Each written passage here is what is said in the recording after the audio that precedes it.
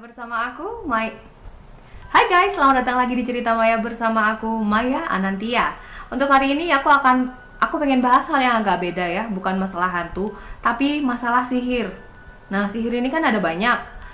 Kita gak perlu lagi bahas sihir-sihir yang ada di Indonesia, bukan gak perlu lagi ya. Kalau di Indonesia itu kan kita udah kenal ya, sedikit banyaknya apa aja gitu kalau yang di Indonesia, karena kita sendiri tinggal di Indonesia. Nah, untuk kali ini aku akan bahas apa aja yang ada di dunia. Nah, aku akan kumpulin 5 yang paling mematikan yang ada di dunia. Dan untuk beberapa waktu ke depan, mata aku akan banyak menatap layar yang ada di bawah kamera aku ini, biar aku bisa baca dengan detail, karena ini merupakan hal yang sensitif, juga hal yang nggak boleh ada salah dalam pengucapan. Jadi mohon maaf ketika mata aku melihat ke bawah dan kalian gak nyaman ngelihat video aku, tetap terus tonton biar kalian bisa nangkep informasi apa yang aku sampaikan ya. Oke, jadi langsung aja kita bahas ceritanya 5 sihir yang ada di dunia yang paling mematikan. Dunia semakin hari terus dipenuhi dengan benda modern dan juga canggih. Maka tak heran jika zaman manusia sekarang sangat bergantung pada teknologi. Namun siapa sangka, di tengah modern dan canggihnya zaman sekarang masih ada masyarakat dunia yang percaya dengan kekuatan magis seperti halnya sihir. Namun nyatanya ilmu sihir ini memang benar-benar ada loh. Dah, berikut ini yang katanya ada hingga saat ini. Nah, walaupun masih ada, jangan pernah berurusan deh. Bahaya banget. Yang pertama, Maya. Nama aku guys, nama aku. Jadi jangan pernah berurusan nama aku. Bukan. Ini adalah suku Maya. Terdapat di Meksiko dan Guatemala. Suku Maya termasuk orang yang luar biasa karena ahli matematika. Ya, beda banget dong sama gue. Gue 0 kalau sama matematika.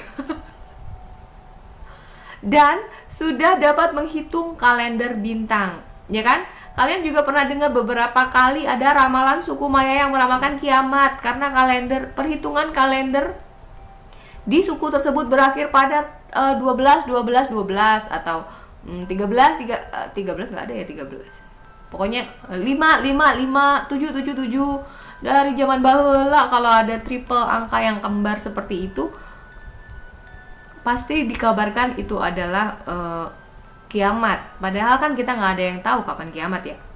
Dan salah satu julukan suku ini yaitu Toltec, sebab mereka dikabarkan mampu memanggil hujan atau memunculkan matahari, bahkan meremukkan tubuh korbannya melalui sihir yang mematikan. Bukan menemukan, meremukkan. Gimana tuh? Kok bisa ya? Aduh, serem ya. Untungnya konon kabarnya udah gak ada lagi orang-orang yang berurusan dengan suku ini ya. Semoga aja, karena serem banget. Oke, yang kedua, Bulgarian Mystery.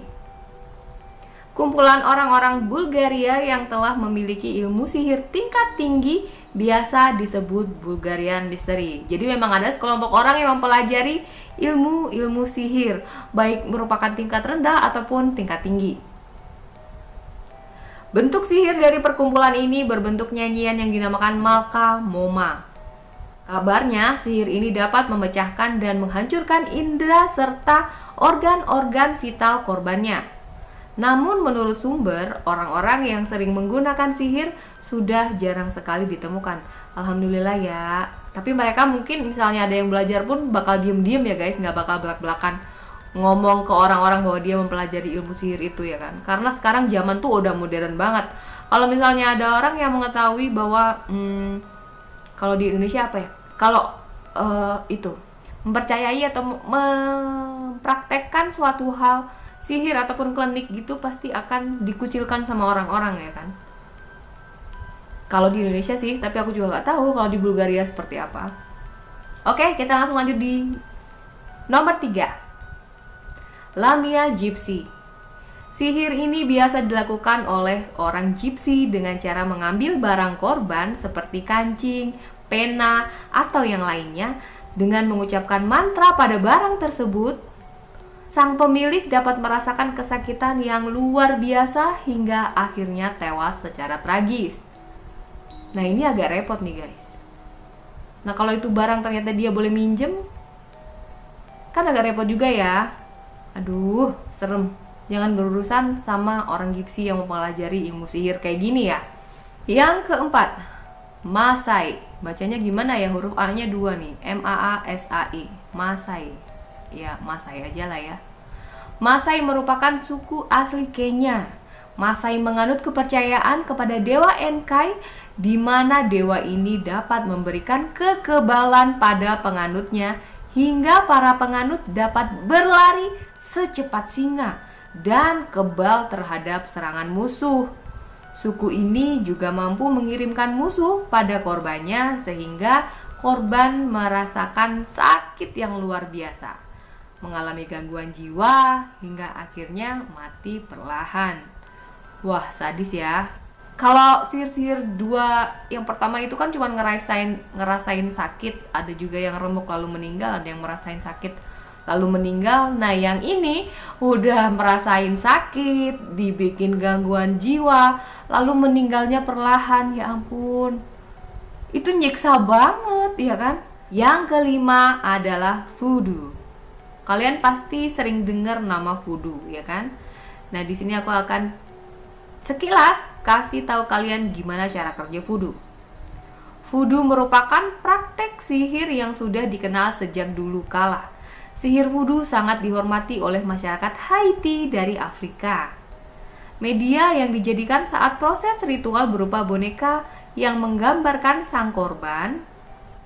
Korban akan merasakan kesakitan ketika bagian tubuh boneka ditusuk atau dipatahkan. Nah, kalau ini mirip-mirip sama apa yang di Indonesia ya? Santet bukan? Ya kan? Kalau santet itu kan ada yang medianya berupa boneka, berbentuk boneka yang dari jerami itu, ntar ditusuk-tusuk terus korbannya merasa kesakitan gitu ya kan. Ada nih mirip-mirip yang di Indonesia yang kayak gini.